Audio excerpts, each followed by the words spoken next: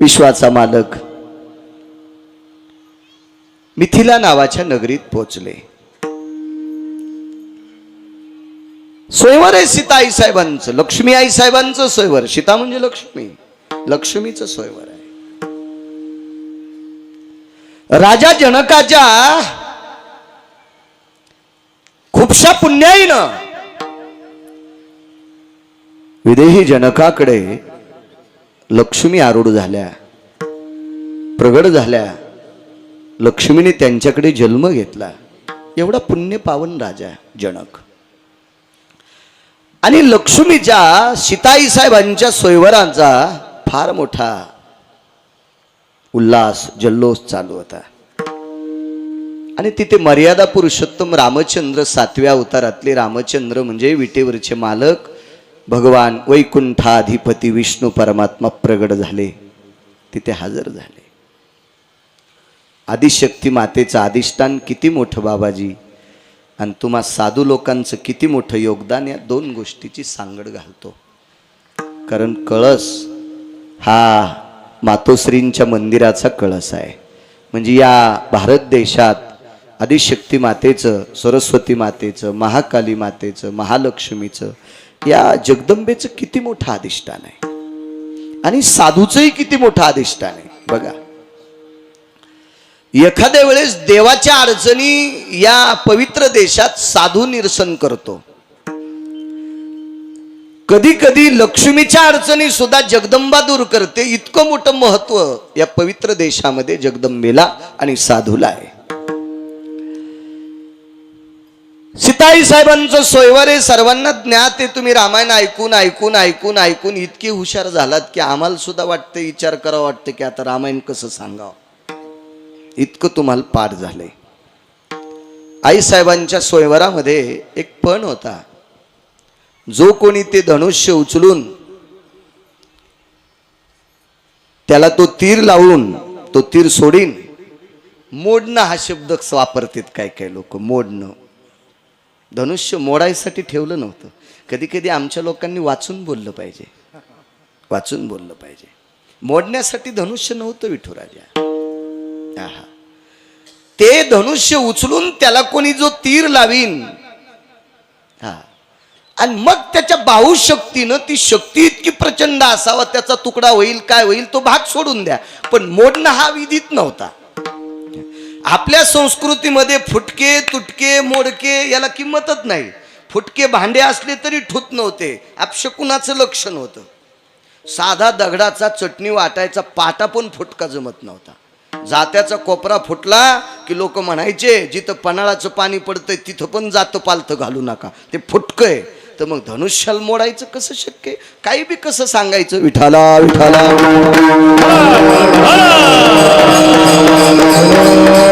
हे धनुष्य जो कोणी कोदंड उचलील त्याला लक्ष्मी माळ घालील. आता जरा जोरा शिकलेल्या, नोकरीला असलेल्या, जरा रंगारुंगानं चापड्या चोपड्या असलेल्या नवरीला इतकी किंमत आहे, तर लक्ष्मीला किती किंमत असेल बुवा. लक्ष्मी आवडत नाही असं माणसानं हातवरी करा बरं. लक्ष्मण आहे का असं माणूस? लक्ष्मी आवडत नाही. मला आतापर्यंत औषधाला सापडा नाही माणूस, आणि मला ज्या दिवशी सापडन त्या दिवशी त्याच्या बुटाचं मंदिर बांधीन मी. हो, लक्ष्मी आवडत नाही, सापडच नाही ना, सापडत नाही. लक्ष्मीच्या विरोधात गप्पा करणारे कितीतरी टचके सापडले. विठाला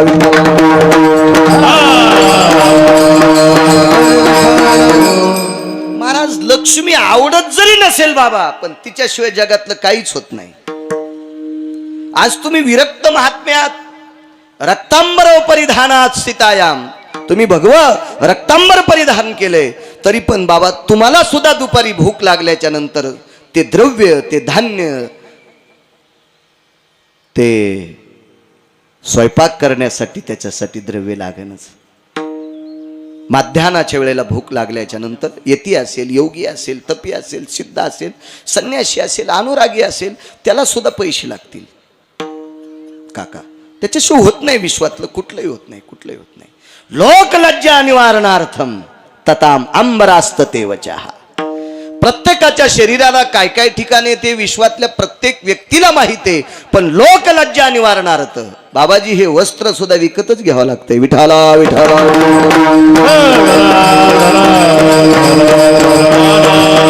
मग हे सामान्य थोडीफार एखाद्या मुलीला नोकरी लागली असेल तर सगळे पाहुणे लाल घोटीत तिच्या बापाकडे येतात, घ्या आम्हाला पदरात.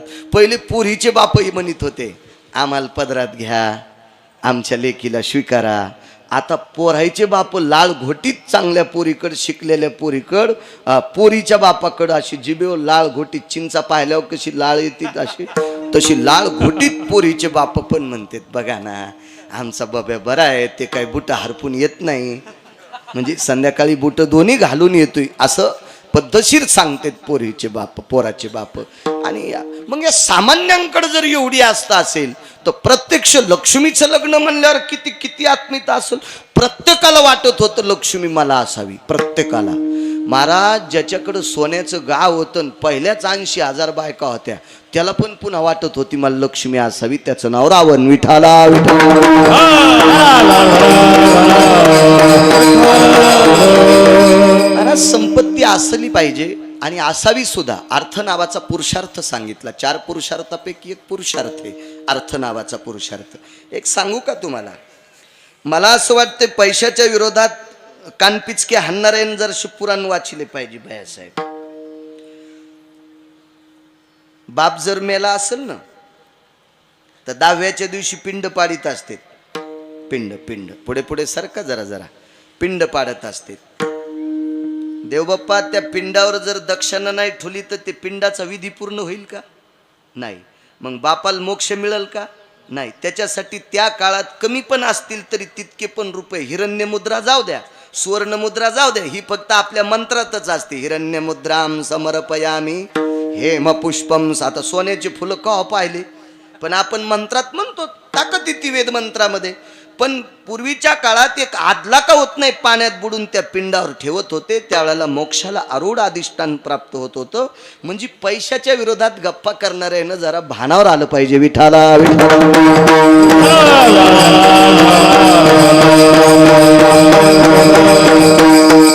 मला सांगा, एखादा मृदंगाचार्य असेल, एखादा भजने असेल, एखादा महाराज असेल, त्याच्या बायकोची साडी फाटली तर दुकानदार फुकट देईल का? आणि साडी फाटली तर सगळी इज्जत न दिली जाती ना. तुका म्हणे नग्न भाजन परी ते लाज. स्वामी तिच्या मायबापाची, सासू सासऱ्याची जात नाही, ज्याच्यासोबत लग्न केलंय त्या नवऱ्याची इज्जत नदीच्या पलीकडे जाती. मग त्यासाठी पैसे लागतील का नाही? विठाला विठाला.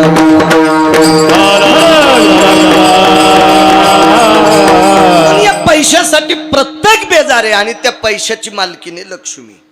लक्ष्मी आणि लक्ष्मी कोणाला नको वाटते? अहो चित्रातली आवडती, चित्रातली मार्गशीर्ष महिन्यात किती बेजार. गजांत लक्ष्मी. वा वा गजांत. हत्तीच्या सोंडेत 2 मडके असतात बाबा, मधात लक्ष्मी कमळाच्या फुलावर उभी, दोन्हीकून 2 हत्तीचे तोंड, त्या सोंडीत मडके, त्याच्यातून बिस्किट पडत सोन्याची. तिला गजांत लक्ष्मी म्हणायचो. गजांत लक्ष्मी. असे कमला, विमला, वज्रेश्वरी, कामेश्वरी, प्राणेश्वरी. आता त्या हवनात तुम्ही ऐकलंच असेल, आता मी डबल त्याचं रिव्हिजन कशाला? विठाला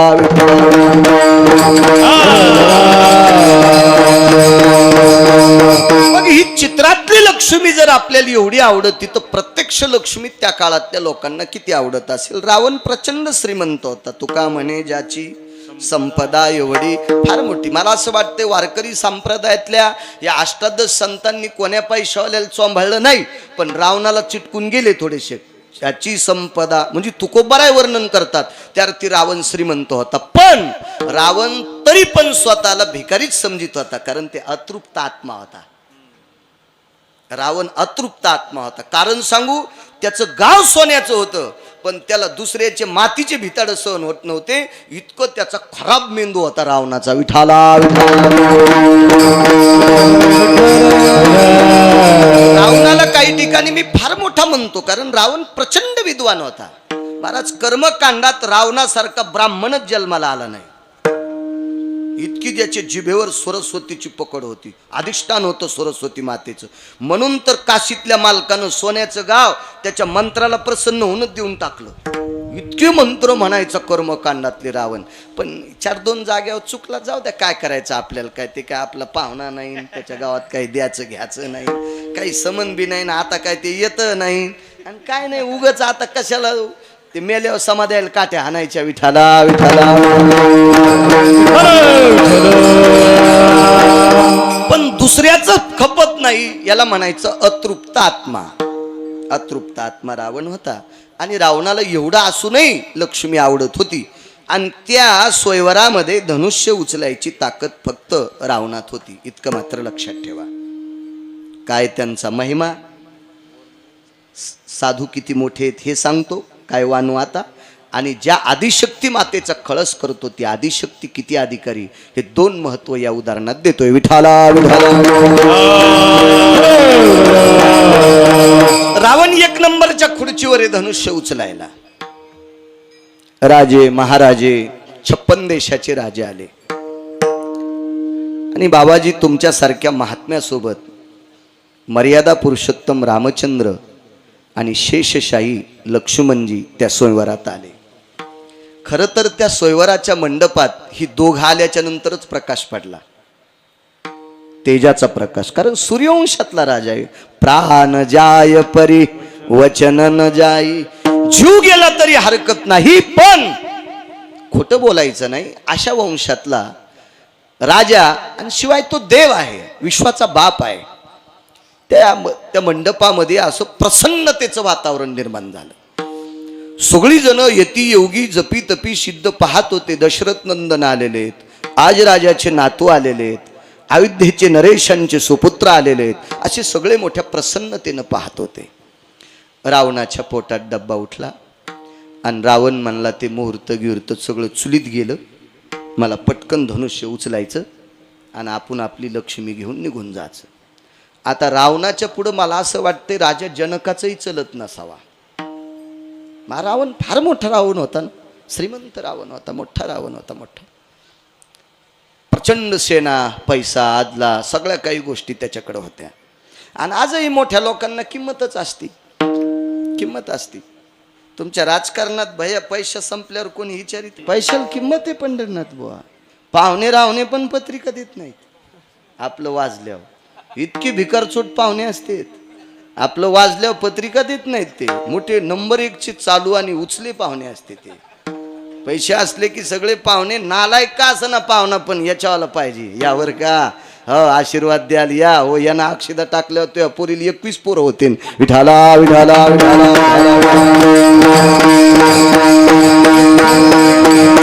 पैशाला किंमत आहे महाराज. अर्थ नावाचा पुरुषार्थ सांगितला. रावण प्रभावशाली होता आणि रावण उठलेला आहे. रावण उठल्याच्या नंतर नाराज तिथं 9 लोक झाले. पुरुषापैकी 9 लोक नाराज झाले आणि स्त्रियापैकी 6 स्त्रिया नाराज झाल्या. त्याच्यात एक जनक राजाची पत्नी 6 पैकी आणि एक प्रत्यक्ष लक्ष्मी विकास, 2घी जणी नाराज. बाकीचे घरी गेल्यावर पाहणं, सगळ्या गोळ्या एकट्या घेतल्यावर ॲक्शन येत असते. 6 महिला नाराज झाल्या बाबाजी आणि 9 पुरुष नाराज झाले की रावण उठला आणि रावण धनुष्य उचलणार आहे. आणि रावणाच्या व्यतिरिक्त लक्ष्मी कोणाला मिळणार नाही. ही काळ्या दगडावरची पांढरी रेघ होती. लोक म्हणतात रावणाला धनुष्य उचलत नव्हतं, येडपटवाणी नको बोल जाऊ, वाचून सांग जाय. असे 100-200 धनुष्य भिरभिऱ्यावानी फिरवायची ताकद होती बाबा, भिरभिऱ्यासारखी. कारण धनुष्य हे शिवजींचं होतं, त्याला त्र्यंबक धनुष्य नाव म्हणतात. शिवजी शक्यतो धनुष्य वापरत नव्हते, पण होते त्यांच्याकडे त्र्यंबक धनुष्य. आणि शिवजी ते धनुष्य खांद्याला अडकवायचे. म्हणजे धनुष्य किती जड असेल कल्पना करा. पण ते धनुष्य, त्याचा वजन सांभाळायची ताकद शिवजीत होती. आणि ते धनुष्य खांद्याला अडकून शिवजी नंदीवर बसायचे आणि नंदी कैलासावर फिरायचे. म्हणजे नंदी, शंकर आणि धनुष्य तिघांचं वजन कैलास सहन करत होता. आणि कैलासासह चौघाला रावणानं लखलख हालिलं. त्या अर्थी रावण किती शक्तिशाली असेल कल्पना करा. आणि एकटं धनुष्य काय झालं त्याला उचलायला. एवढा प्रभावशाली रावण. धनुष्य उचलणार होतं, पण का उचललं नाही? रावणाला सीताई साहेब का भेटल्या नाही? मर्यादा पुरुषोत्तम रामचंद्रांनाच लक्ष्मी का भेटली? याचं कारण आहे का तुम्ही? म्हणजे आपल्याकडे याचं उत्तर मिळतंय आणि आदिशक्ती मातेचाही तेजाचा पुरावा मिळतो. विठाला विठाला.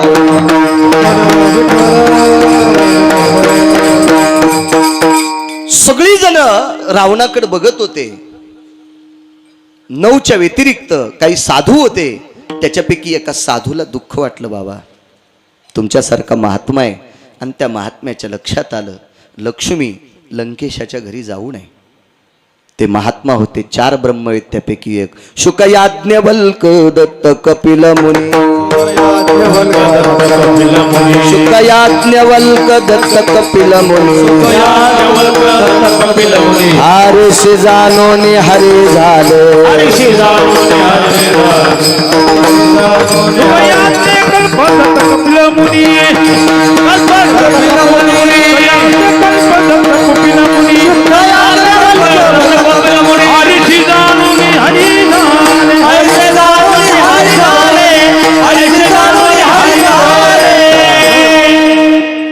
मी किती वेळेस म्हणत होतो महिलांना पुढे सरका ना असं बरं का. माई समाधी बांधायची का तिथं? त्या बायका कशा बसत्याल बरं?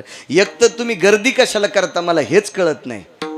रातच्या कीर्तनाला तुम्ही अर्धे आले असत्या तर आता इतकी अडचण येत नव्हती ना. एकाच कीर्तनाला इतक्या लोकांनी गर्दी कशाला करायची? सरका पुढे पुढे. त्या मागचे लेकर बाळ घेऊन आल्यात त्या बायका, कुठं बसतील बरं? ए चोपदार सरको आहे लक्ष्मी आईल पुढं.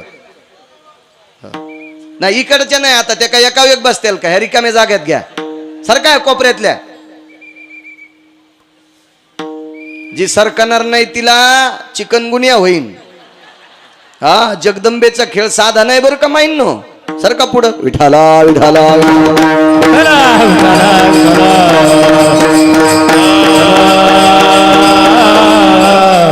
शुकयाज्ञवल्क दत्त कपिल मुनी. 4 ब्रह्मवेत्ते गुरुजी, त्याच्यापैकी एक ब्रह्मवेत्ता जनकाकडे होता. याज्ञवल्कल्य अधिकारी महात्मा आहे. महर्षी याज्ञवल्कल्यांनी पाहिलं ही जगज्जननी सीताई साहेब रावणाकडे शोभत नाही किंवा रावणाला सांभाळायची योग्यता नाही आणि आईसाहेब रावणाला मिळू नये. मग करावं काय? त्यावेळेला महर्षी याज्ञवल्क्यानं तुमच्यासारख्या साधुनी बाबाजी सीताई साहेबांच्या मुख चंद्रमाकडे बघितलं. आईसाहेबांनी साधूकडे बघितलं आणि डोळ्याच्या कडा ओल्या झाल्या. प्रभू गुरुदेव काय अवस्था आहे? मला हे 10 तोंडाचा पती भेटणार? नकोय मला, नकोय मला, नकोय. महर्षी याज्ञवल्क्यांच्या चरणावर साष्टांग दंडवत घातला आणि गुरुजींनी सांगितलं, सीते तुला जर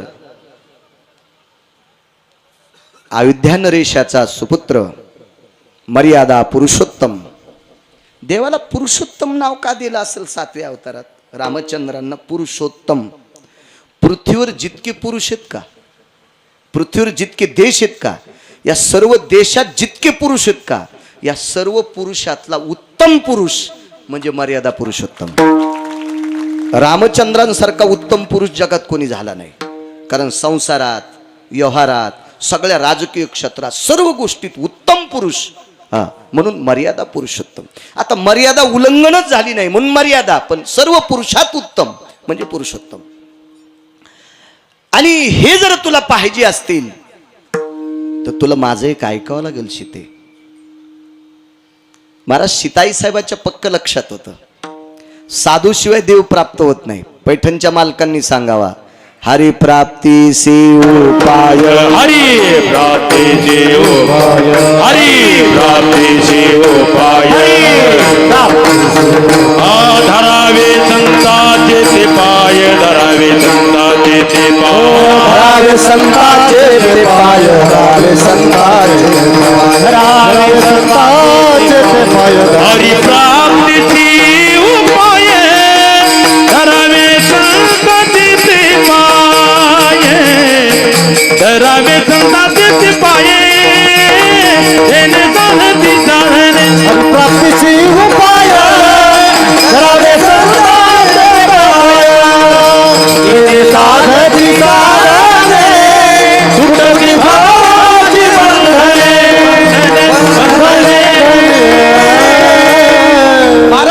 लक्ष्मीच्या लक्षात आलं साधूचे पाय फार पवित्र असतात. देवाच्या प्राप्ती करता संतांच्या पायाची अत्यंत गरज आहे. देव तसा सापडतच नाही, नाही सापडत नाही. संत दर्शने हा लाभ लाभ, संत दर्शने हा लाभ लाभ संतदर्शनी हा लाभ लाभ संतदर्शनी हा लाभ पद्मनाभ जोडला पद्मनाभ जोडला संत दर्शने हा लाभ लाभ संत दर्शने हा लाभ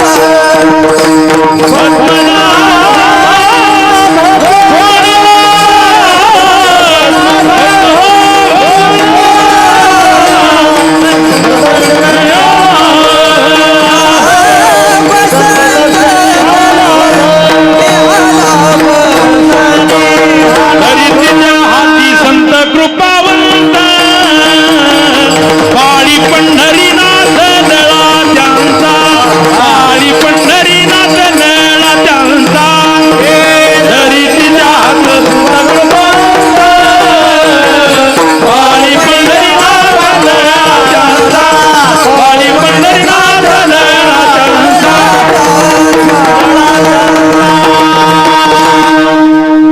असे प्रमाण म्हणल्यावर 10 मिनिटं कीर्तनही शिल्लक करतो. आता उगच एखाद्याला पाठ असल्यावर ते गाणे म्हणील, मी काही वाईट म्हणणार नाही, कारण तुम्हाला लोक बलित असते, पण सांभाळणार बी नाही. विठाला विठाला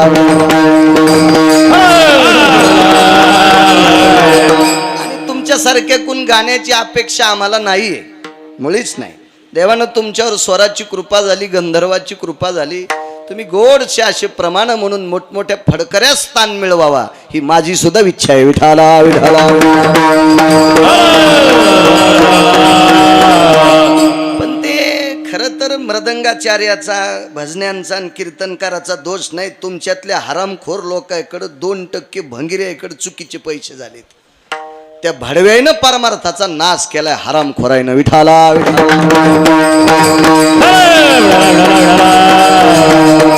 कवा त्याच्या घराला कुपाटी लागन तर लागू भडव्याच्या. विठाला विठाला. कारण चांगली आवडत नाहीत तुम्हाला. चला काय एकट्यानंच गुत घेतलं का मी.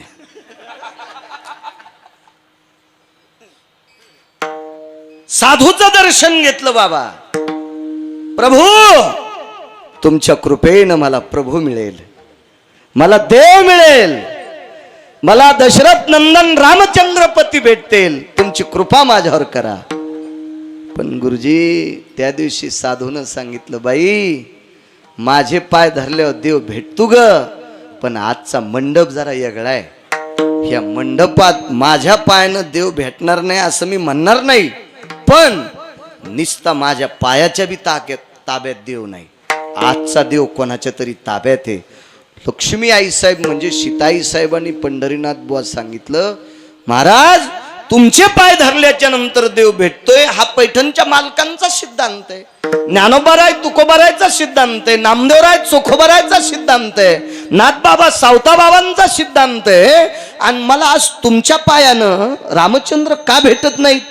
भेटतील सीते, सीते तुला भेटतील ग, पण अजून तुला एक काम करावं लागेल. तुला जगदंबेच्या दर्शनाला जावं लागेल, तुला जगदंबेच्या दर्शनाला जावं लागेल बुवा. आणि मग सीताई साहेबांना सांगितलं, मीच लक्ष्मी आहे आणि आदिशक्तीचं दर्शन मला हो म्हणले. त्याच्याशिवाय रामचंद्र भेटत नाही. आणि तू जर आदिशक्तीचं दर्शन नाही घेतलंस, सरस्वती मातेचं दर्शन नाही घेतलंस, महाकालीचं दर्शन नाही घेतलंस, आदिशक्तीचं दर्शन नाही घेतलंस, तर तुला रावणपती भेटणार. ही काळात ही ठाम निर्णय, ठाम. कोण सांगतंय? ब्रह्मवेत्ता सांगतात, ब्रह्मवेत्ता. सीताई साहेबांनी विचार केला, साधूचा शब्द आहे, आपण खोटा कशाला करायचा. मग आदिशक्तीला प्रणाम केला, सरस्वती मातेला प्रणाम केला. महाराज या विश्वात सरस्वती सारखं श्रेष्ठ जगात कोणी नाही. जगात कोणी नाही, जगात कोणी नाही, जगात नाही.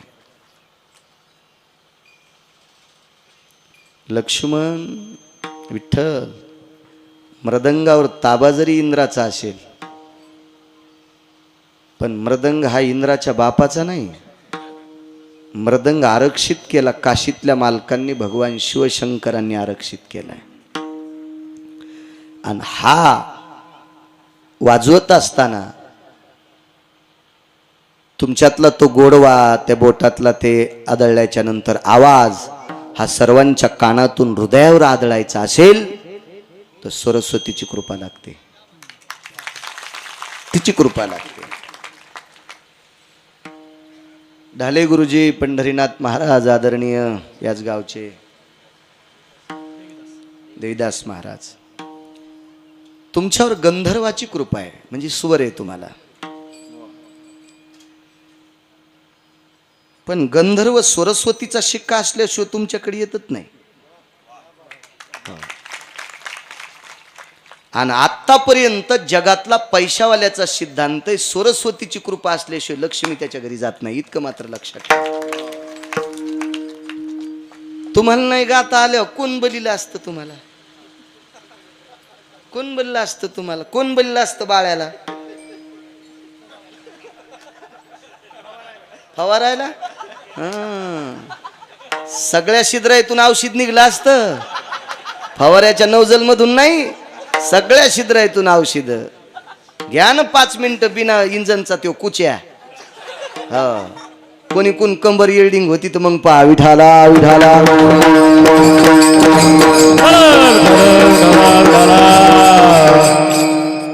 सगळ्यात मोठी कृपा सरस्वतीची.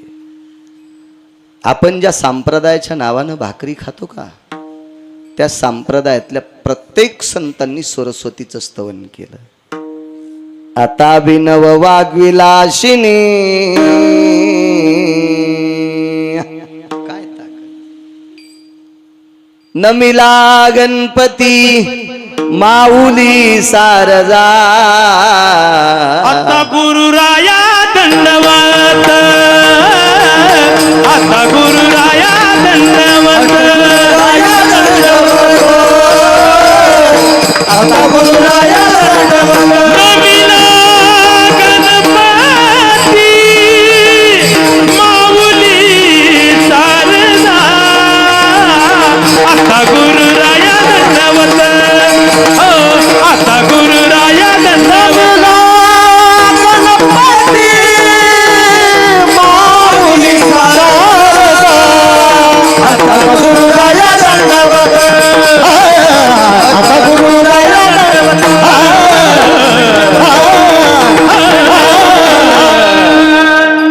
प्रत्येक ठिकाणी बघा,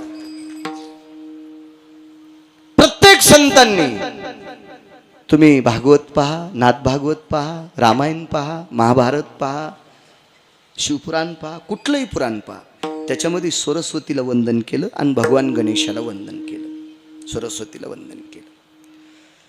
महर्षी याज्ञवल्क्यानी साधूने लक्ष्मीला सांगितलं, तुला सरस्वतीकडे शरण जावं लागतंय.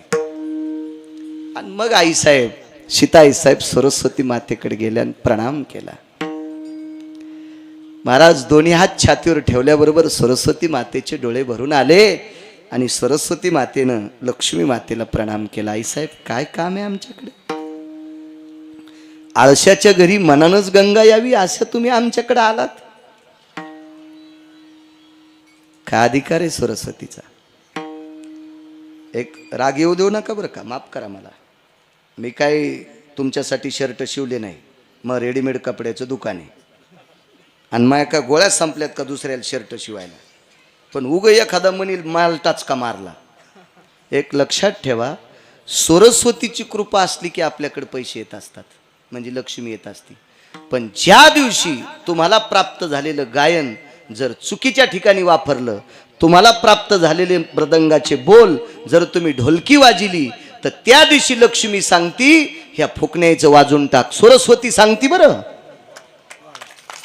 सरस्वती सांगती, मी नाईलाजानं याच्याकडे गेले आरामखोराकड, पण हा चांगला राहिला नाही, आता तू जाऊ नको. पंढरीनाथ भाऊ, आपल्या जोडली लक्ष्मी गेल्यावर काय राहतं मग?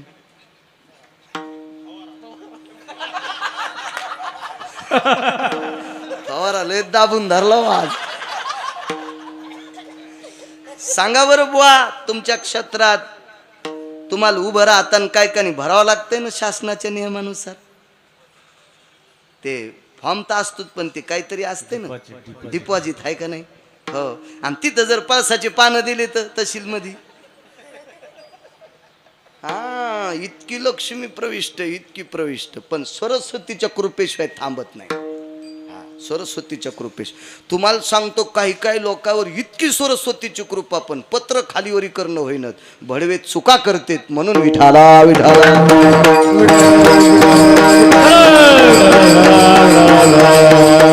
आणि सरस्वती मातेनं विचारलं, लक्ष्मी आई साहेब, तुम्ही आमच्याकडे आलात, काय काम आहे? काही नाही माय, हा माझ्या कृपेनं वरचढ झालेला राजा. लक्ष्मीची कृपा होती रावणावर, प्रचंड श्रीमंत, गाव सोन्याचं, गाव सोन्याचं रावणाचं गाव. तुम्हाला एक सांगू का, रावणाची एक चौक टिकली की 13 बाऱ्या खासदार.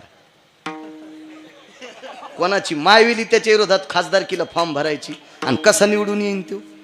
एवढा मोठा श्रीमंत राव, एक चौकट, अशा 7 कोटी चौकटी होत्या त्याच्याकडे, 7 कोटी.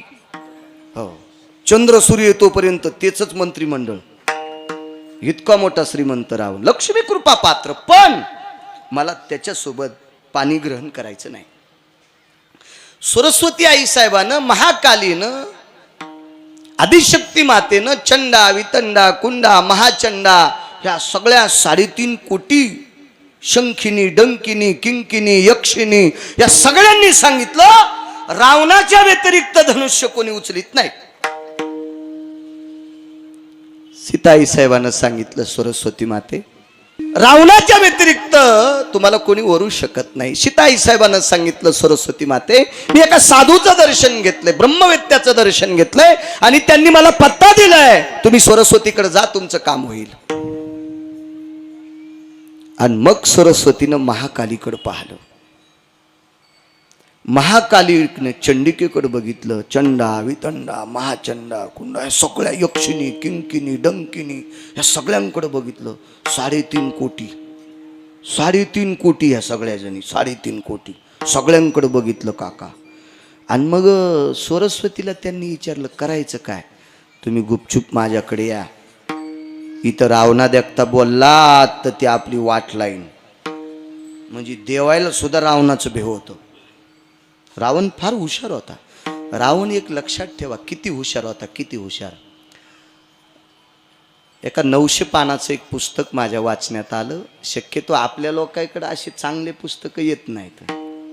आपल्याला ते बुटकं भर पाणी असलं की त्याला वाटतं मी याला आंघोळ घालू का त्याला आंघोळ घालू, पण त्याला लक्षातच नसते आपलं तोंड धुवाचं राहिले, हे दुसऱ्यालाच आंघोळ घालायला जाते. बाबा, रावणानं ज्या पत्न्या केल्या त्या विदेशातल्या पण होत्या. पण एक लक्षात ठेवा जोशी बुवा, रावणानं विदेशातली एकही पत्नी चुकीच्या माणसाची पोरगी केली नाही.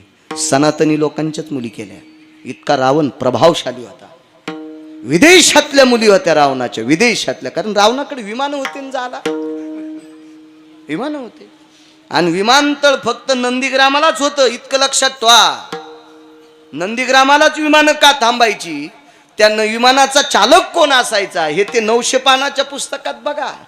यायला माहित नाही, यांचा दोष नाही हो, हे आमचं काम झालंय चोर पंक्चर. हो, त्याच्यामुळे आम्हाला कुठं लक्षात आलं, विठाला विठाला.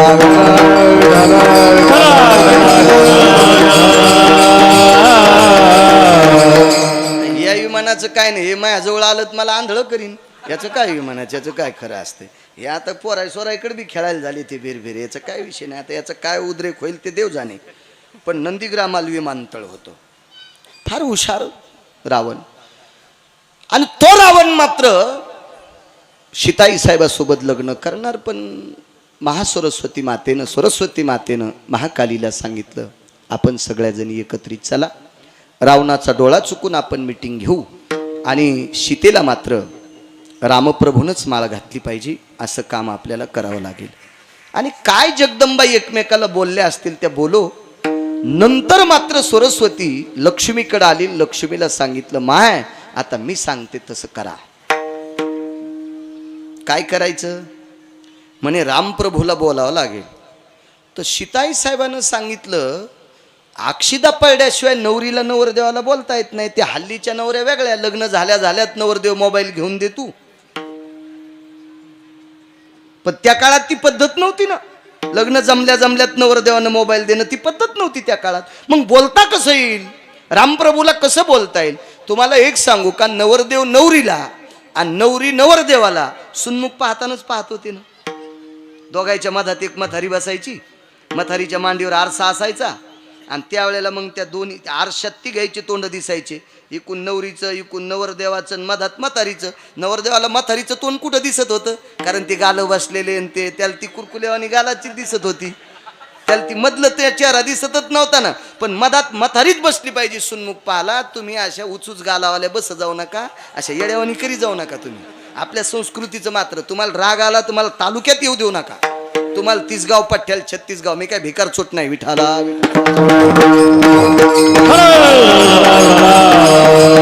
पण 1-2 दात पडल्याशिवाय बाईनं सुन्मुख पाहाल बसलं नाही पाहिजे. त्याचा सिद्धांत आहे. कारण नवरदेवाच्या थुत्रीत हाणायचं असतंय. हे जे कुरकुलीत गाल आहेत का, हिच्या लय नादी लागू नको. काही दिवसापूर्वी महेश सुद्धा हिच्या गालावानीच गाल होते आणि काही दिवसाला हिचे गाल पण माया गालासारखेच होणार आहेत. कंटुल्या लय शहाणपणा करू नकोस असं ते सुन्मुख सांगत असतं. त्यावेळेला नवरी नवरदेवाला आणि नवरदेव नवरीला पाहत असतो. पूर्वीच्या काळात नवरी ज्येष्ठ माणसं पाहत होते. त्यांनी सांगायचं चंद्राना नाही, चंद्र साक्षी आहे, चंद्रनयन आहे, घरी येऊन सांगायचे. आता काय काळ बदलन तो भाग सोडून द्या. मला सांगा, चवनाचं आणि सुकन्येचं लग्न हे कधी कळालं? सुन्मुख झाल्यावर पाहिलं होतं की आपला नवरा 90 वर्षाचा आहे, त्याचे डोळे फुटके आहेत. आधी कळालं नव्हतं कळालं. ही पद्धत होती. सीताई साहेबांना सरस्वती मातेला सांगितलं, मी रामप्रभूंना कसं बोलू, मला कसं बोलता येईल? सरस्वती मातेनं सांगितलं, आता ते तुमचा प्रश्न आहे. तुम्हाला कोणाशी काय संवाद करायचे असतील, संवाद करायचा असेल तो करा, पण तिथपर्यंत आमच्या ह्या चिठ्ठीचा निरोप पाठवा. आणि मग महर्षी याज्ञवल्क्यांचे पुन्हा पाय धरले गुरुवर्यांचे. गुरुवर्यांना सांगितलं, सरस्वतीनं असा संदेश दिलाय, हा संदेश रामप्रभूपर्यंत पोचायचा. आणि महर्षी याज्ञवल्क्य प्रभू रामचंद्राला चंदन लावण्याकरता गेले. अक्षदंज महत्पुण्यम पवित्र पापनाशना, चंदनंज महत्पुण्यम पवित्र पापनाशन, ललाटं प्रपटले भयस्थिताभय जायो ललाट सर्वस्थितानां, श्रुतिशास्त्राभो वेदां भूषितं सर्वाय निशापति दिनपतियो सर्वशास्त्रा प्रदायिनो, येति रक्तांबरो सर्वस्थितां ललाटं प्रदायिनी नमः. विठला विठला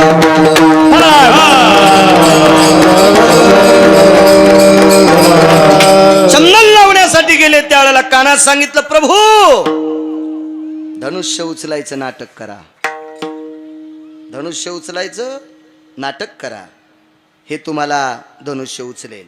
वा, मर्यादा पुरुषोत्तम रामचंद्रांनी सांगितलं, गुरुवर्य धनुष्य तुमच्या कृपेनं मी उचलील, त्याबद्दल दुमत नाही. पण पहिल्या क्रमांकाच्या खुर्चीवर रावण आहे, आता करायचं कसं? आणि ते काय आपला नंबर लागू देणार नाही. ते पहिल्यांदा तेच उचलीन आणि त्याला धनुष्य उचलते, आपल्याला माहिती आहे. आम्ही फक्त तुम्हाला सूचना करण्यासाठी आलोत. तुमची ज्या वेळेला बारी येईल त्यावेळेला असं वागा. आता रावणाला कसं आम्ही उडवायचं ते आम्ही आमचं ठरवू. आणि याज्ञवल्क्य पुन्हा आले, सरस्वती मातेची विनंती केली, माय तुझा संदेश, महाकालीचा संदेश, सर्व चंडिकेचा संदेश, आदिशक्तीचा संदेश रामप्रभूपर्यंत पोचवला, पण आता रावण कसा उडवायचा ते सांगा ना. आई साहेबांना सांगितलं, आता तुम्ही त्याची काळजी करू नका, आमचा निरोप तिथपर्यंत पोहोचला ना, रावण तसा उडीतच नाही, थुत्तर काळ करूनच आम्ही त्याचं काळ करतो. विठाला विठाला विठाला. आणि मग शंख फुकल्या गेला. शंख फुकला, दुदुंबी नाही बरं, दुदुंबी युद्धात असती. शंख फुकला. आपल्याकडे शंख फार गोड असतो. बाबाजी शंख वाजवायचे कधी पण आरतीच्या वेळेला, त्याला शंख दोन्ही हा गोड असतो. हो, एक लक्षात ठेवा, शंख असावा प्रत्येकाकडे. शंख स्नान घालणं फार महत्वाचं सांगितलं. आपल्या देवाला जर शंख स्नान घातलं तर सागराचे 11 स्नान केल्याचं पुण्य प्राप्त होत असते. एकादश आपांपती निरायाम शंख स्नानस्ततेवच नैवम गांजा कसम लिखितम. हे का गिरगावकरांनी लिहिलंय का शास्त्र आहे त्याच्या पाठी, मग शंखस्नान घालत होते शास्त्राने त्याच्या पाठीमाग. आपलं कधी कधी लक्षात ठेवलं पाहिजे. याचा धरीना अभिमान करीना फुले जतन. आपला अभिमान धरला पाहिजे, आपलं जतन केलं पाहिजे. आणि मग शंख फुकल्या गेला आणि मंगलध्वनी सुरू झाला. मंगलध्वनीत काका डीजे नव्हता बरं, डीजे नव्हता. हे डीजे भिताडाचं प्लास्टर पाडायले, ते मंगलध्वनीत येत नाही ते. हा मला वाटतंय मड फुकायला पण डीजे कामाचा नाही, लाकडं इसतेन त्याच्या आवाजानं. हे डीजे कशाच्याच कामाचं नाही, काही नाही. हे कोणी आणलंय वाद्य काय? डीजे म्हणजे रणवाद्य. आणि लग्नामध्ये मंगल सूर सनई चौघडा हा सुरू झाला. आणि सुरू झाल्याच्या नंतर रावणाला एक ऊर्जा आली की आता मी धनुष्य उचलीन. आणि रावणानं कुठल्याही देवतेला कुठल्याही महात्म्याला बाबाजी नमस्कार न करता रावण धनुष्याकडे गेला. खरं तर या धनुष्याचे मालक रावणाला कृपापात्र होते. धनुष्याचे मालक भगवान शिवशंकर होते. रावणावर प्रचंड कृपा होती.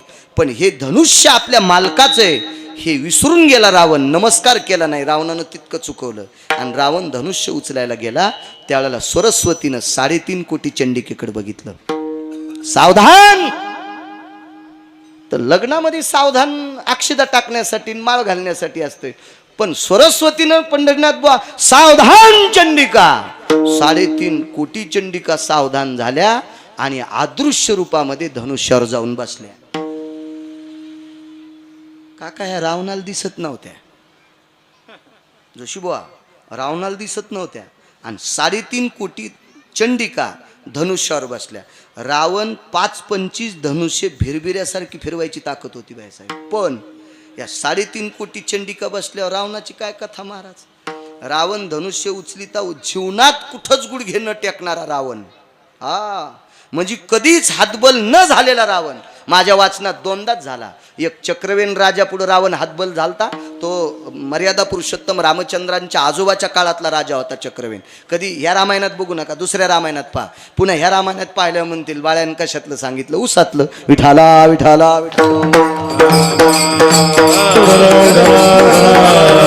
चक्रवेन राजाच्या पुढे गुडघे टेकले ना. आज धनुष्या पुढे गुडघे टेकायची वेळ आली. रावणाने विचार केला धनुष्य जरा बेजारी करायचे लक्ष देते. पण रावण म्हणला गुडघे जरी टेकले तरी धनुष्य उचलल्याशिवाय राहत नाही. गावरान बैल माहितीत ना तुम्हाला, गावरान हळदीची गाडी जर चढायला लागली, हळदीचे पोटे टाकले गट्टूचे, चढायला लागली, हे रे तिरुवांना गाडी हाणली कधी, उगीच अशाच हाणल्या गाड्या.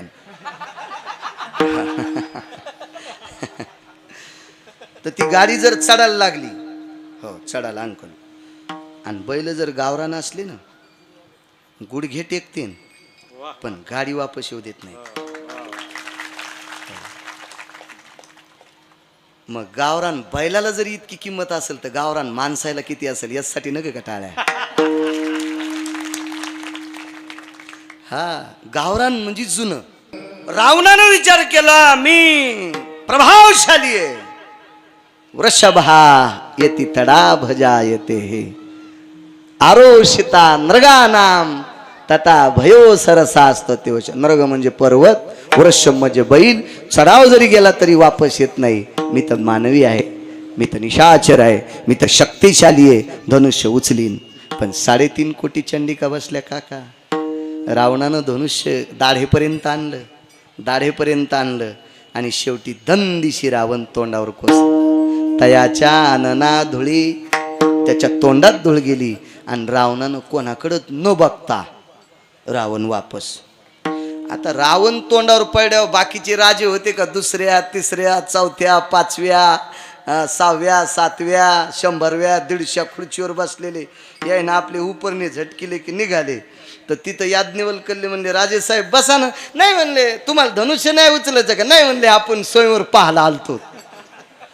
ती रावणाची फजिती झाल्यावर यायनं बसल्या बसल्याच कष्ट सुटले होते, पुन्हा खोसले आणि निघाले घराच्या वाटानं. तर याज्ञवल्क्य म्हणले मग स्वयंवर पाहायला चालते ना, तर मग स्वयंवर बी पाहा जेवून बी जाणं आता. नाही म्हणले वा रावणाची ही फजिती तर आपल्याला काय जेवण पचायचं. पचत म्हणले चांगल्याचं लग्न पहा कचून खा विठाला.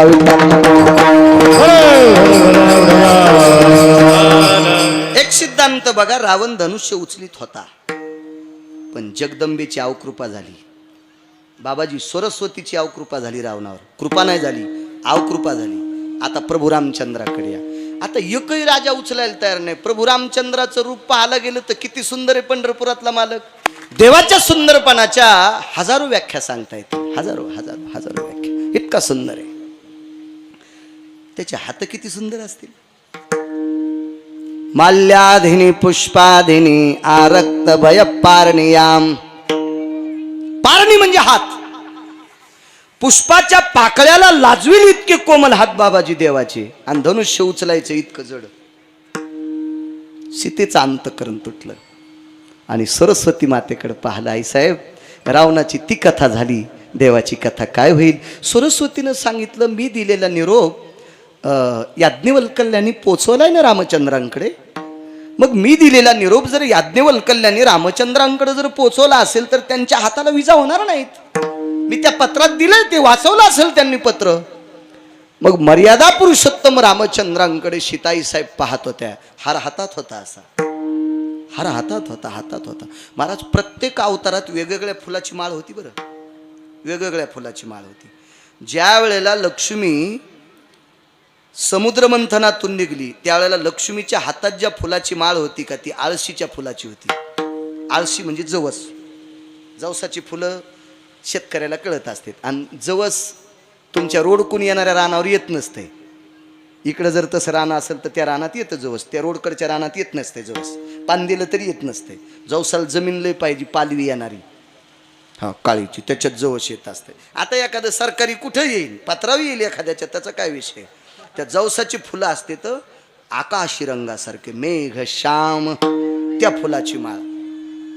मर्यादा पुरुषोत्तम रामचंद्रांच्या काळामध्ये सीताई साहेबांच्या हातात जी माळ असेल, कदा लक्षात घ्या ती माळ कोण्या फुलाची असेल. थोडं ध्यानात घ्या ना सगळं, कारण तुम्ही जितके हुशार होताल का तितके आमची नीट कीर्तन करतील. विठाला विठाला विठाला.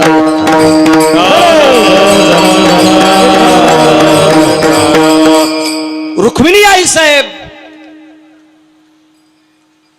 द्वापार युगामध्ये भगवान श्रीकृष्ण परमात्म्याला ज्या वेळेला लग्न मंडपात वरमाला घालतात त्यावेळेला ती वेगळ्या फुलाची माळ होती. माला वेगवेगळ्या आहेत, वेगवेगळ्या माला आहेत, वेगवेगळ्या माला आहेत. आपल्याकडे बदल होतो. माझ्या लहानपणी प्लॅस्टिकच्याच माळी होत्या, त्या झिरमळ्याच्या, त्या प्लॅस्टिकच्या, नवरदेव नवरीला. आता तरातराच्या माळा, वेगवेगळ्या नाना प्रकारच्या. चला असू द्या. मला वाटतं त्याही वेळात प्रत्येक अवतारात वेगवेगळी भिन्नता होती. काही अवतारात तर लग्नच झालं नाही. वामन अवतारात भगवंताचं लग्नच नाही, पण लक्ष्मी सोबत होती. बरं, वामन अवतारात लग्न झालं नाही पण लक्ष्मी सोबत होती. एक जण म्हणला, महाराज गोळ्या संपल्या का हो तुमच्या. मग वामन अवतारात लग्नच झालं नाही, लक्ष्मी कुठे होती. या छत्रीची अधिष्ठाने रमातीय पाव. छत्रीचा अधिष्ठान, छत्रीच्या स्वरूपात लक्ष्मी होती. विठाला विठाला विठाला. जी वामन अवतारात बाबाजी छत्री होती वामन भगवंताच्या हातात, ती छत्री म्हणजे लक्ष्मी होती. काय काय पुराणाचा सिद्धांत आहे हो. काय गोड आहे आपलं शास्त्र. किती गोड, किती गोड, किती गोड. मला असं वाटतंय वाचिल्याच्या नंतर 2-2 महिने एका कडव्यावर कीर्तन करता येईल, आहे का नाही. गाणी म्हणायची गरजच नाही. गाणी म्हणायची गरजच नाही. सटाक्या सुटाक्या सांगायची गरजच नाही. यमाची बदके खाचीच गरज नाही. विठाला विठाला.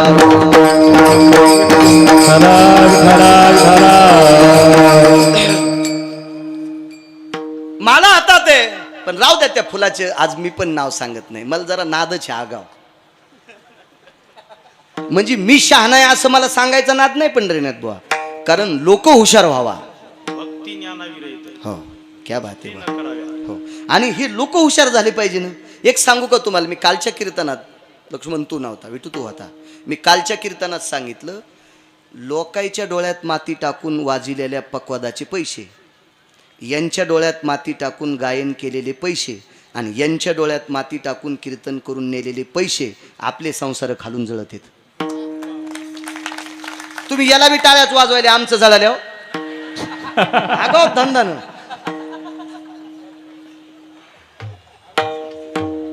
काका, याला कारणीभूत आपण आहेत महाराज. आपण कारणीभूत आहेत, आपण कारणीभूत.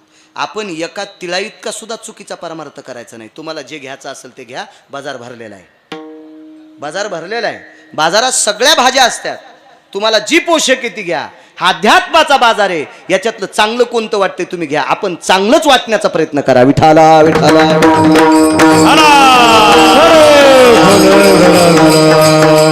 तुम्ही अजून बघा, काही वारकरी संप्रदायातल्या निष्ठावंत लोकांच्या कीर्तनामध्ये काही काही लोकांना बसा वाटत नाही, लोकांना आवडत नाही. जांभळ्या देतील, काही देतील, पण लक्षात घ्या त्या कीर्तनात देव बसतोय. त्या कीर्तनाला ज्ञानोबा आहे तुकोबारायची मान्यता असते, इतकं लक्षात घ्या. आणि मग हसीन मजा तमाशात कोणता कमी आहे? आणि तुमच्या मोबाईल मध्ये कमी जोक आहेत का? कपडे सोडून हसतान. कीर्तनकाराकडून कशाला अपेक्षा करता त्या जोकची? तुम्ही कशाला अपेक्षा करता? ती चुकीच्या गोष्टी आहेत. नका नका ते करू. आईसाहेबांनी हातामध्ये माला घेतलेली आहे आणि प्रभूकडे पाहतात. प्रभूने एकदा बघितलं आणि काय डोळ्यातून संकेत दिला असेल ते काळजी करू नको, मला सरस्वतीचा निरोप मिळालाय, मी निश्चित धनुष्य उचलीन. काय निरोप होता? प्रभू, आम्ही 3.5 कोटी चंडिका धनुष्यावर बसिल्यात म्हणून रावण थोतराव पडलाय. आता ह्या धनुष्यावरल्या उठणार नाहीत. फक्त तुम्ही जवळ गेल्याच्या नंतर त्या बाजूला सरकणार नाहीत, फक्त धनुष्याच्या खाली उतरतील आणि धनुष्य उचलून तुमच्या हातात देतील. तुम्ही मात्र धनुष्य उचलल्याचं नाटक, नुसतं नाटक, हात सुद्धा लावायचं काम नाही. गुलाबाच्या पाकळ्यासारखे कोमल हात चरबटून गेले असते, त्या धनुष्याच्या कडानं चरबटून गेले असते, पण एका तिळा इतकी सुद्धा वेदना नाही. कृपा कोणाची झाली? सरस्वतीची. कोणाची कृपा झाली? सरस्वतीची. आणि एवढ्या मोठ्या बलाढ्य रावणाला काका धनुष्य उचललं नाही. अहो, कृपा कोणाची झाली? सरस्वतीची. आणि कृपा रामचंद्रावर झाली सरस्वतीची, आणि अवकृपा झाली रावणावर. आता तुमच्यातले 3 लोक तिथं होते, तुमच्यातले 3 लोक होते ना, दोघांच्या प्रभू रामचंद्राच्या पाठीवरच्या शालीची आणि सीतेच्या पाठीवरच्या त्या ओढणीची. तिला ओढणी नाव नाही, तिला दुसरं नाव होतं. त्याला वाळ्याचं पांघरून म्हणायचे आपल्या लहानपणी, वाळ्याचं. आता वाळ्याचंच आलं. इकडं पाहिलं की हिंगोली दिसत, इकडं पाहिलं की जिंतूर दिसत, असं वाळ्याचं पांघरून. हो, तिचं ओढणी नाव आलं, ओढणी. हो, ती कव्हा ओढून जाईन त्याचा मेळच नाही. वाळ्याचं पांघरून होतं महाराज. होतं का नव्हतं काका? लहानपणी तुम्ही लग्न लावले आणि मी लग्न होतोच, बरेच लग्न खाल्ले मी पण, काही लावले पण. ते वाळ्याच्या पांघरुणाची गाठ बांधली, नवरदेव नवरीची गाठ. आणि मग आता पाया पडायचा कार्यक्रम सुरू झाला. तर पाया पडताना सांगा बरं, पुढं कोण असतंय मागं कोण असतंय? तुमचे लग्न झालेत पंढरनाथ बुवा, उगा अशा गप्पा आण नका. तुम्ही पडात ना कोणाच्या पाया. तुम्हाला 5-5 रुपये पण त्या काळात दिले न बायानं, फुकट नाही पाया पडून घेतलं तुमच्या. हां, जिच्याकडे पैसे नाही का ती मात्र काही बहाणा करून मंडपाच्या बाहेर जात होती. ते बहाणा आता सांगत नाही. आता माय केस पिकलेत त्याच्यामुळे आता ते न गजून. नाही पहिलं सांगायचं जास्त. आता मी बराच म्हातारा झालो, 30-35% केस पिकले. आता ते कशाला सांगायचे? 5 गोष्टी विठाला विठाला. जाऊ द्या, कोणी पुढं असू द्या, काय विषय नाही. पण आज मात्र सीताई साहेबांनी प्रभू रामचंद्राचा पदर ओढलाय, तुम्ही बांधलेल्या गाठीचा. आणि मर्यादा पुरुषोत्तम रामचंद्रांनी सांगितलं, सीते कोणाच्या दर्शनाकरता जायचंय? साधूचं दर्शन घ्यायचंय, साधूचं दर्शन घ्यायचं. तर मर्यादा पुरुषोत्तम रामचंद्रांनी सांगितलं आपण सरस्वतीला नमस्कार करू.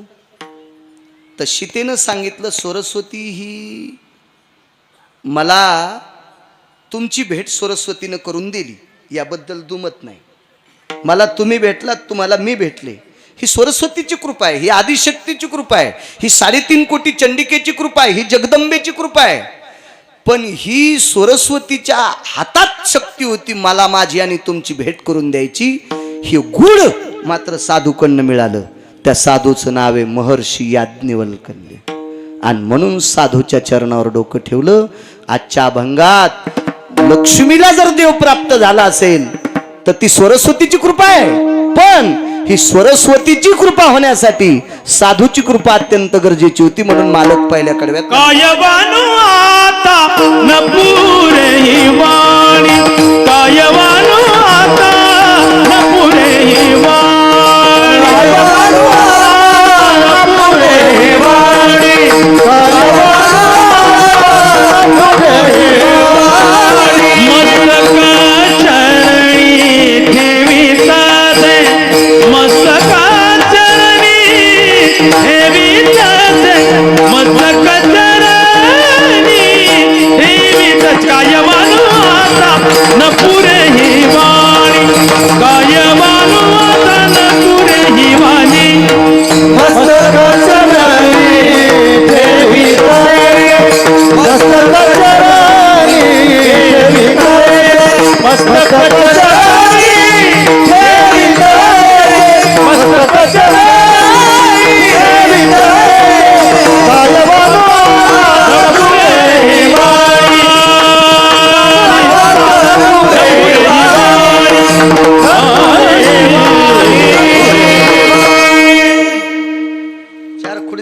पैसे दिल्यावर तुम्ही 7-8 आगाव टाकतात का तशा टेम्पूत?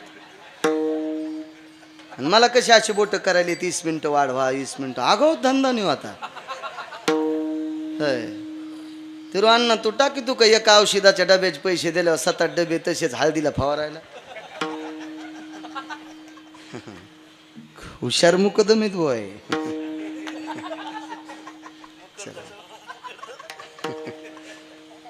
नाही कीर्तन कमी मला करा वाटत नाही, करणारे नाही. काय असतंय आपल्याला बोलायचं ठीक आहे, पण तुम्हा गावकरी मंडळींना एवढा समाज जीव घालायचा आहे हा महत्त्वाचा विषय असतो. त्याला काय मला काय माझं का मीटर जळण का काय. मला 4 फेब्रुवारी 2019ला मला याच्यासाठीच वाचिले. मी 4.5 तासानं जिवंत घोषित झालो. नाहीत मला टीव्हीला पट्टी आली ती गिरगावकर गेला म्हणून.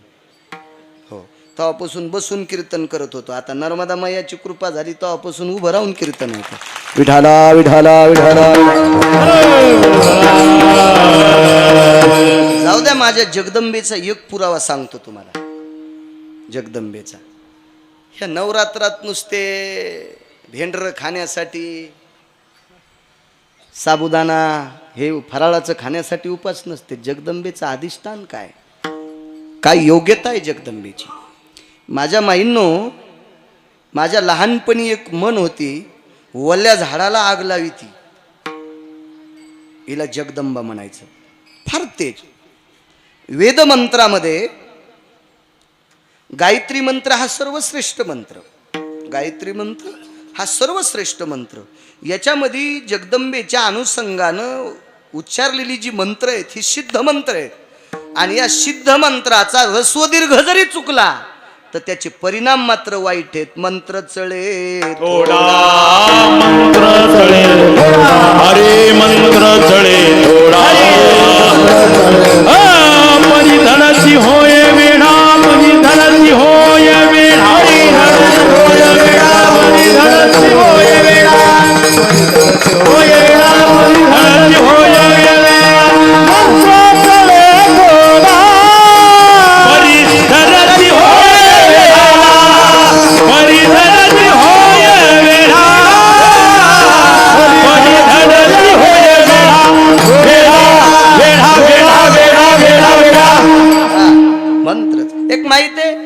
भार्यावयोस्ति रक्षन्ति यानाम मम भार्यास्ति रक्षन्ति सता यत् पुनित कालांबवजयो तत भार्या यत भक्षन्ति मृत्युसारास्ततेव च. माझ्या पत्नीचं रक्षण करा आणि गडबडीत मम भार्या भक्षंती. सूर्याचे किरण पडणं बायकोचं मड पडणं संगत झालं आहे का नाही? खोटं सांगतोय? इतका मोठा पुरुषार्थ. जगदंबेला इतकं सोपं समजू नका.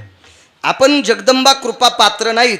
गुरुवर्य बाबाजी जगदंबा कृपा पात्र होते महर्षी कालिदास. जगदंबा कृपा पात्र म्हणून कालिदास नाव पडलं त्यांना. कालिदासांचे श्लोक प्रसिद्ध आहेत. हो कालिदास हे जगदंबा कृपा पात्र होते. पण कालिदासाच्या हाताने जगदंबेची आराधना करत असताना काही वेळापुरता प्रसंग टळल्यामुळं कालिदास संध्याकाळी प्रसाद घेऊन झोपले तर पहाटे उठल्याच्या नंतर कालिदासाचं शरीर पांढरं झालं.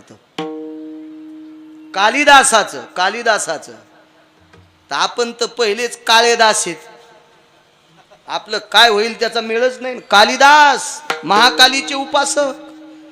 जगदंबेची साधना चुकल्याच्या नंतर कालिदासाला कुष्ठ होतोय. पुनश्च भगवान शिवजीची आराधना केली, शिवजीला प्रसन्न केलं, आदिशक्ती मातेला आमंत्रित केलं, कालिदासाचं शरीर पूर्ववत झालं. ही अवस्था. ऐका पुढे 2 महत्व सांगतो.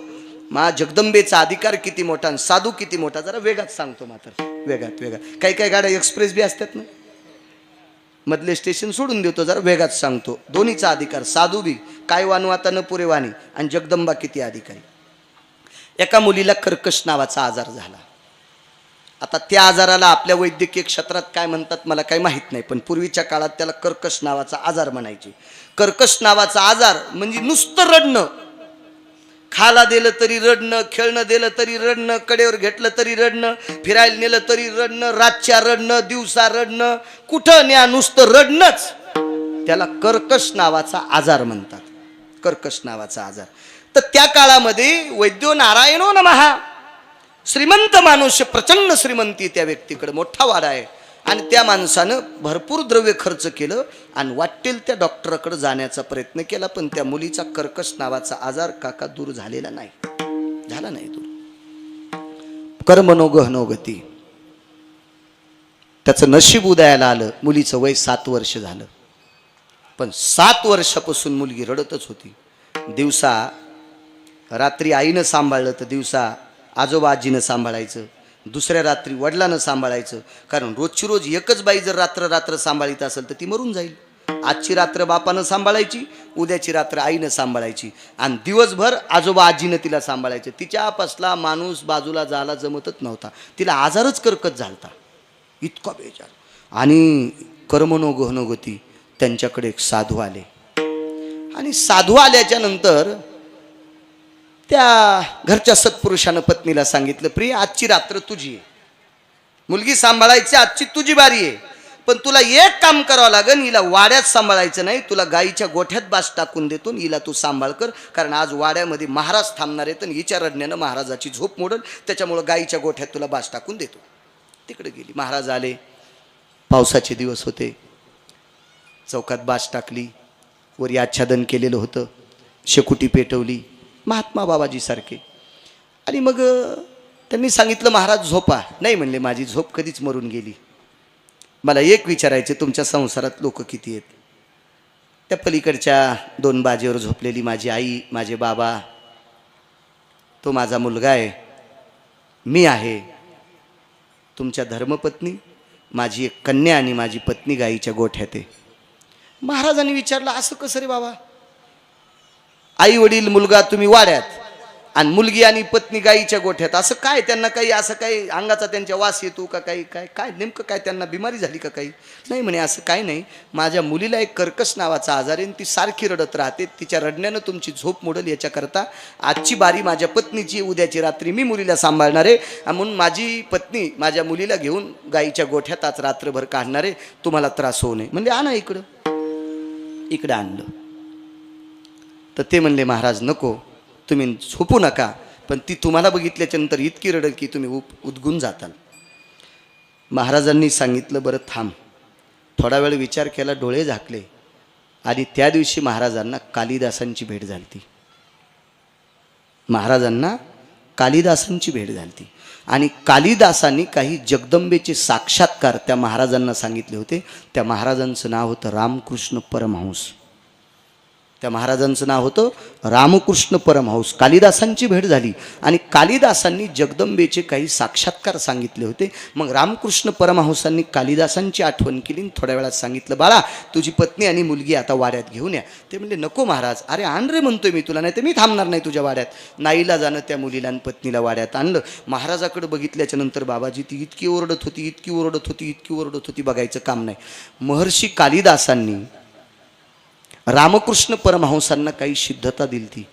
ती सिद्धता वाणीनं पुटपुटली, आणि एक उजव्या हाताचं बोट 7 वर्षापासून कर्कश नावाचा आजार झालेल्या मुलीच्या जिभेच्या शेंड्याला लावल्याबरोबर डोळ्याचं पापण एका पापणाला दुसरं पापण चिटकतंय. इतक्या टायमात 7 वर्षाचा आजार कायमचा नाहीसा झाला. कायमचा नाहीसा झाला. याचे 2 पुरावे बघा. ज्या साधूच्या स्पर्शानं आजार गेला त्या साधूचं नाव आहे रामकृष्ण परमहंस. पण साधूनं जे मंत्र पुटपटले होते ते मंत्र होते जगदंबेचे. कायवानो आता न पुरे, कायवानो आता न पुरे,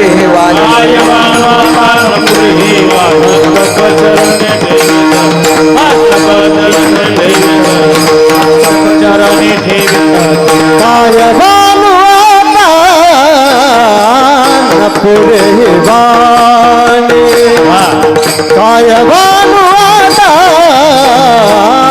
न पुरे वाणे, कायवानो आता न पुरे वाणे, कायवानो आता न पुरे वाणे. मस्तक